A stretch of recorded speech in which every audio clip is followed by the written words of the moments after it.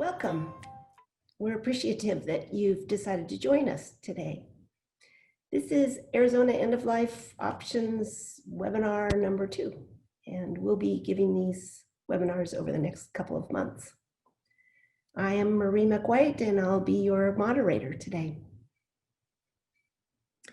In this presentation, you're going to hear 2 stories. One is of a good death, and the other story is of a bad death. You know, in our lives, we plan for upcoming events. We plan our college, and then a job search. We plan weddings. Sometimes we plan for children, sometimes we don't. We plan for our retirement. And so I find it odd that in our culture, with so much that is planned, that we just allow our death to unfold and accept all the pain and suffering that might go along with it. So in the story that you'll hear first, the good death, a woman in Washington State who is dying of a terminal illness was able to plan her death because they have medical aid in dying there. And as a result, her death was peaceful. She had her family on board, and she was able, as you will hear, to have all her friends and family around her when she died. The story after that is of Terry Goldberg, who was also dying of a terminal illness. But being an Arizona resident, did not have access to medical aid in dying. And as a result, Terry and her family experienced a bad death. Terry lived with the horrible thought and knowledge that as her condition worsened, she would eventually lose the ability to swallow, and at that point would aspirate on her own saliva, most likely. She didn't know when that moment was coming. And her most frightening fear was that it would occur at night, and she would be unable to call out, but would silently choke to death while her husband slept unaware beside her. Terry and her family looked for other options to plan her death in a more humane way, but by law was not able to do that in Arizona, except by stopping eating and drinking, which in itself is not a comfortable process. The first death is quiet, calm, dignified. The second is full of fear, pain, and anxiety. 2 women with basically the same disease state, but 2 very different stories and outcomes. So now I'd like to introduce our first storyteller to you. Dr. Dwight Moore is the chair of Arizona End of Life Options, our campaign to bring medical aid in dying to Arizona. Dwight also volunteers in Washington State, where medical aid in dying is legal. During the months that he is there, Dwight helps patients plan their death, navigate the law, and is present with them when they take the prescription medicine. Following Dwight's story of a good death from Washington State, we'll hear from Lance Goldberg as he tells the story of his wife, Terry, and her tragic death in Arizona. So now I bring you Dwight Moore. So let me start with the story from Washington State. I volunteer there as a client advocate and have helped more than 50 people use the medical aid in dying to plan their deaths and die with dignity. This is a story of one of the women. I've changed the names, obviously, and the places to protect her confidentiality. We got a call one day from a husband who said that his wife wanted to use the Death with Dignity law. We have a central office in Seattle. Those are then referred to the volunteers in the geographic area. So I went out to visit the family. And when I arrived at the home, the husband greeted me and introduced me to his wife. And the picture that I want you to paint for yourself is somewhat like the ones you've seen of Stephen Hawking, where he is almost frozen and his muscles are at odd angles. She was basically strapped into a wheelchair. There was a small computer in front of her. Her eyes were very clear, very aware, but the rest of her body was stuck in motion. She had a version of ALS, Lou Gehrig's disease, which affects both the musculature and the nerves. She was able to communicate by tapping on this computer, or letter by letter. I learned over a long visit with her that she had been an editor and a poet, and found it extremely frustrating not to be able to articulate her ideas. But she was willful and diligent, and she tapped out her messages and answers to my questions as we went along. Her husband was present for her, held her hand, stayed with us during the interview, very supportive. She described the progress of this illness that over the last year and a half or so had deprived her of what she said was all dignity. She had to be cleaned and changed by her husband or by a visiting nurse. She couldn't move at will. She was being fed by a feeding tube because she could no longer swallow sufficiently. She was able to blurt out yes and no in answer to direct questions, but beyond that, she needed to use her computer to communicate. Family was supportive. There were 3 grown daughters who lived in the neighborhood. And what this woman wanted to do was she wanted to plan her own wake and the date and the day of her death. We learned through consultation with 2 physicians, which is one of the requirements of medical aid in dying, that she was able and eligible for this law. So we got her medication. I'll just talk a little bit more about that later. And she set the date for her death. There's a 15-day waiting period from the time you apply for the program and when you can actually pick up the prescription from the pharmacy. The prescription used today is a compound of 4 different medicines, and it's mixed usually in 1/4 cup of liquid. In this woman's case, she needed to be able to, we filled a syringe for her, which she used for her feeding tube. But because the law stipulates that you have to be able to self-administer the medication, she had to actually be able to put her hands on the syringe and depress the plunger so that the medication liquid went into her stomach. Normally what people do is swallow this, but because of the advanced stage of her illness, she was not able to do that. When I arrived on the day of the death, the house was brimming with people. Her neighbors were there, her priest was there. There were incredible hors d'oeuvres spread out, different kinds of libation.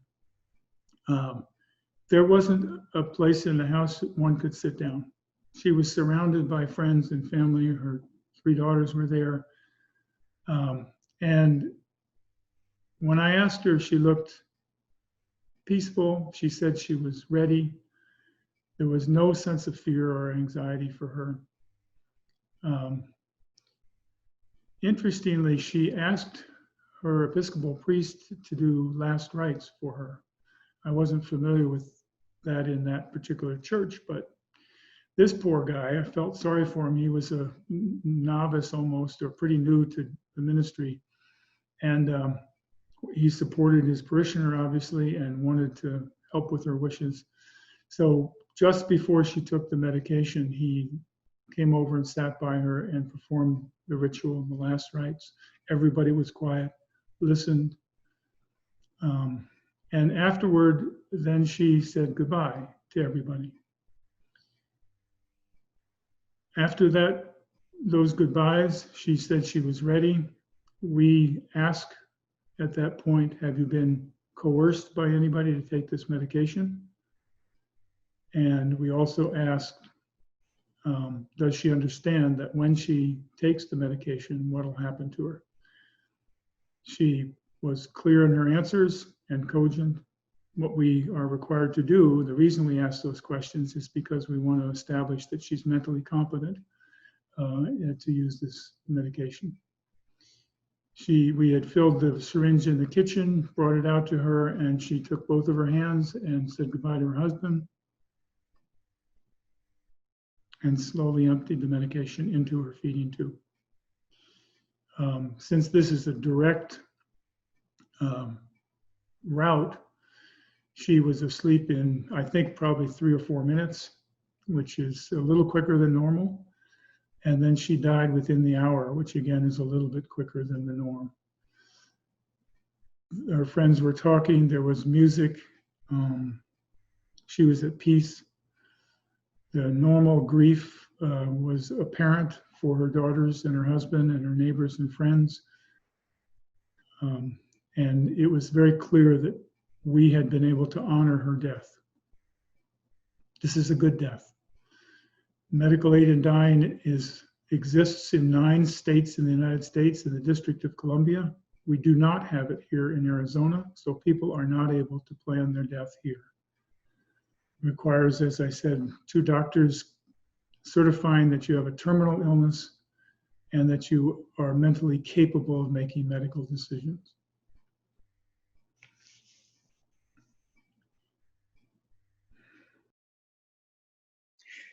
This is Terry Goldberg, my wife and partner of 50 years, mother of our 2 daughters, grandmother of our 4 granddaughters. I am here today on her behalf to present in her own words the case for medical aid in dying as a legally permissible option in the state of Arizona and in all constituencies to bring an inevitable and painful death to a more peaceful conclusion. In November of 2014, Terry wrote the following words about her life, her situation, and her desire to escape the terror and pain surrounding her impending death. Terry's words: I have always enjoyed life fully, my family, my children, and a wide circle of friends. I love my 4 grandchildren. I have cherished my time cuddling with them and loved getting down on the floor to play with them. My joy also came from primary education children, studying history in museums, traveling throughout this country and others, cooking and gardening. I led a very active life, hiking, golfing, swimming, and dancing. Today, I am able to do none of those things. Changes in my body and my ability to move, to perform basic daily bodily functions, and to speak clearly began several years ago. The conditions were addressed by various physicians in the specialties related to each symptom. The thread that tied all of this together was finally recognized when I was diagnosed with Parkinson's disease in January of 2013. However, my symptoms were progressing much more rapidly than my Parkinson's peers, and my doctor confirmed in May of 2014 that my condition was instead multiple system atrophy, which is often initially diagnosed as Parkinson's. Just 6 short months after my MSA diagnosis, I find myself lacking independence, and I am supported by 24-hour in-home care. My quality of life has drastically diminished, and understanding the path this disease takes, I know that much darker days are ahead. Pain and fatigue have become the dominant factors in my life, and I'm sadly aware that the next day I have will undoubtedly be of lesser quality than the day before. A few months ago, I still had good days. Now there are only good moments and fewer of them each day. As the pain increases, what little mobility I have left is rapidly decreasing. I am terrified of what will inevitably come. Increased difficulty swallowing, clearing phlegm from my throat and aspirating that into my lungs, confinement to my bed, the inability to communicate, and the resulting feeling of isolation.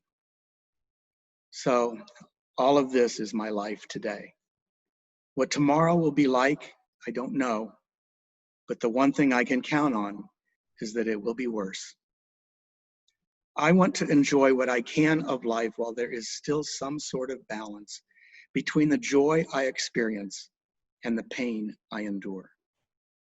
Once the pain wins out and makes even little bits of happiness impossible, I want to be able to exit peacefully and with dignity on my own terms, having lived as a strong, proud, compassionate woman, mother, and wife. I want to and am determined to exit in this same manner. Terry S. Goldberg. Less than 3 months after this letter was composed, Terry recorded the video that you are about to see. She died 2 weeks later, not having access to the relief she passionately advocated for and deserved.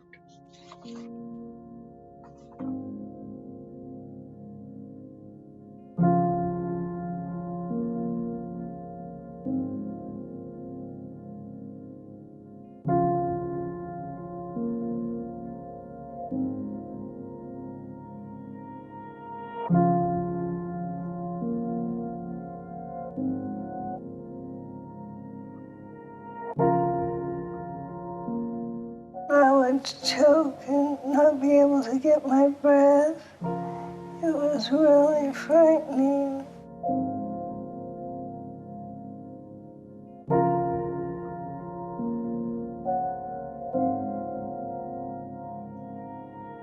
If you were diagnosed with a disease and told that, it was a terminal illness where you knew that every day was going to be worse than the day before,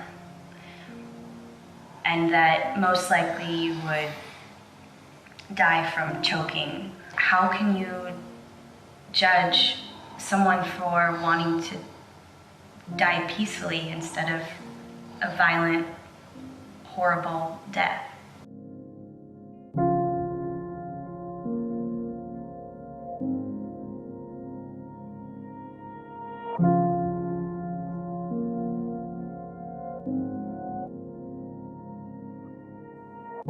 The most things that are significant to me is it interferes with the normal interaction that I have with my family and my grandchildren. And when the grandkids come over and everybody's on the floor reading a book and playing a game, in my mind, I think I can do that too. But in reality, it's not going to happen.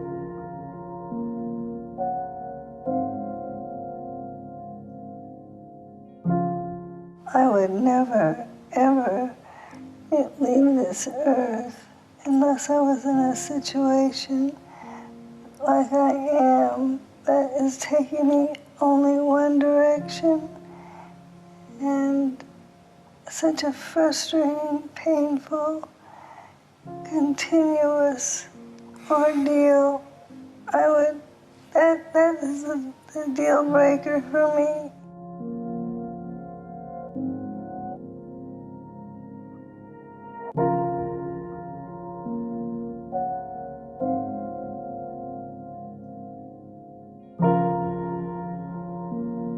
When I asked to have some control, and it was granted to me, that made a huge difference immediately in my psychological comfort. Still never knowing or thinking I would do this act, but it just gave me the opportunity to know that I had an out. I can't believe that there is any justification to go through this kind of pain, knowing the final result, and not being able to have some kind of control. So ending one's life as a choice versus suffering, I think, is right in tune with our beliefs.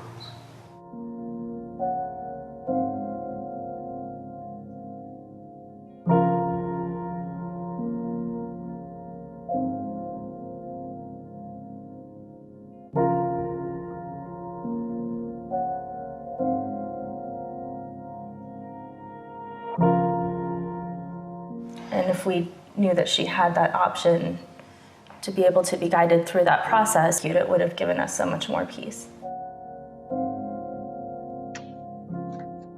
This video was recorded February 6, 2015, 3 months after Terry's letter was written and just 2 weeks before Terry's death. Some of the slides are now out of date as we have made some progress. 9 states have now authorized medical aid in dying, but Arizona is not one of the 9. This video is heart-wrenching to view to any caring person, let alone Terry's family members. For me, 5.5 years later, it is even more so. This was a woman always filled with energy and adventure. She loved children, her students, her own children, her children's children. Years after her retirement from the kindergarten classroom, Terry and I would be stopped in grocery store aisles, at restaurants, and on sidewalks by former students, now grown, and some with kindergartners of their own. She beamed at the sight of them, at seeing these classroom children, now grown up. Nothing except death itself would have stood in her way of seeing her own grandchildren become adults. Not the pain, the incapacity, the loss of dignity, none of these by themselves would have kept her from staying on this earth and witnessing their growth. It was the inevitability of death in combination with the pain, the incapacity, and the indignities that brought Terry to the rational, yet once inconceivable conclusion that there was a limit to the suffering she would endure when her life would end soon anyway. In the very few months after Terry's MSA diagnosis, we became educated about how her life would end, that her body's autonomic nervous system would forget how to swallow, how to move, how to control blood pressure, and how and when to breathe. Terry Goldberg was not an advocate for death or for giving up. She was all about the fight, challenging her disease, committed to enjoying each possible moment to the fullest extent. Her desire for medical aid in dying was simply so that all of her attention could be spent on enjoying the time she had left, without the angst caused by contemplating the pain and suffering which would define her final days. We studied and learned of the few locales in this country that permitted assistance in bringing to a more gentle and dignified conclusion a death that was only weeks away, but would be accompanied by agony and terror. We explored expensive and difficult to travel locations like Switzerland, where humane citizenry supporting humane doctors recognize that the inevitable does not have to be accompanied by this agony and terror. Yet we found that in the state of Arizona, there are only 2 available options: palliative sedation, where patients are drug-induced into a coma awaiting death, or VSED, voluntary stopping of eating and drinking. We read articles and watched videos about both options. VSED did not look at all like a peaceful process. Terry was clear that she would choose palliative sedation. Hospice was called in. We interviewed organizations and selected a prominent hospice agency that did make use of palliative sedation if and when their protocol for its use was met. Terry's rapid decline accelerated. The inevitable was close. She requested a meeting with the hospice RN and stated that she could no longer endure the pain, that the time had come. Terry was devastated to learn that the hospice protocol had not yet been met, that there was evidence that some relief was still being provided by the large but not sedation strength doses of morphine that she had been on for weeks. More time would need to be spent in intervals of pain, followed by intervals of semi-consciousness, risking that the terror of choking and suffocating would come before a coma could be induced. Brave Terry did not announce her decision to anyone at that table, not even to her family members. But we know from the days following that she chose to follow the only available plan left to her. Then and there, knowing that there were no other avenues of help, no mercy from the overprotective and archaic laws of this state, no ability for her compassionate doctors or nurses to assist without fear of retribution, she would starve and thirst herself to the death that would have soon been accompanied not by peace and love in its final moments, but by terror and agony. Terry did not eat or drink after that meeting. She was surrounded by her loved ones. It took 5 days. It did not appear to be comfortable at all. It was slow. It was not humane. It took unbelievable courage. Terry's diagnosis was an absolute death sentence. The manner of her death was known from the outset. The dimensions of the agony were defined. The time frame bracketed to a fairly known interval. She had full mental capability and logical thought until the end. The appropriate and humane answer from society to Terry was so obvious that if she desired, after all appropriate protective processes were followed, society, through those members of the medical community willing to make use of their knowledge, skill, and governmental license, should have granted Terry mercy and peace. Terry's preferred choice is not meant for everyone, not even for the many, but it should not be denied to those for whom this is the logical, desired, merciful, and humane path. Terry was an advocate for death with dignity. She worked with Compassion and Choices, a partner of what is now Arizona End-of-Life Options, to improve and expand end-of-life choices. To this end, Terry shared her story, as we continue to do, to educate others about living and dying with a terminal illness.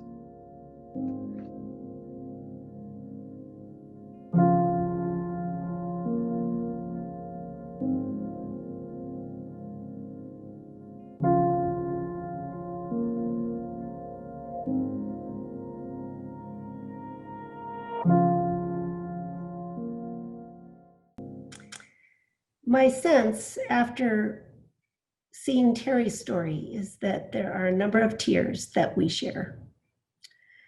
Her story is very different from the one that Dwight told you earlier. What we would like at Arizona End-of-Life Options for us to have the option for medical aid in dying here in the state of Arizona. I want to be able to plan my death here as a resident. I would like you to be able to plan your death if you choose. If you choose not to, that's fine. We need help in this campaign to pass a law as soon as we can. And there's basically 4 things that you can do if you would like to help. The first one is you can talk to your doctors. Each of us has 2 or 3 different doctors, and the conversation is very simple. Make an appointment to discuss end-of-life options Medicare provides for this type of an appointment, so the visit will be covered. Don't combine it with any health-related issues, or I guarantee your doctor will focus on those. End-of-life conversations are difficult, so make it your only topic. Ask your doctor if they are aware of medical aid in dying, and if it becomes legal in this state, will they participate? If you were to develop a terminal illness, would they be willing to write a prescription for you to legally end your life? I might suggest that if you find that none of your doctors, your primary care doctor, your oncologist, your cardiologist, are willing to do that, that you consider changing doctors. The second thing that we would like you to do is call your legislators. Each of you is in a legislative district. Find out who those 3 folks are that represent you, and call them and express your interest in this law and ask them what their position on it is. We will be submitting a bill in January, and it'll be considered, hopefully. Tell them you want the bill to be passed into law.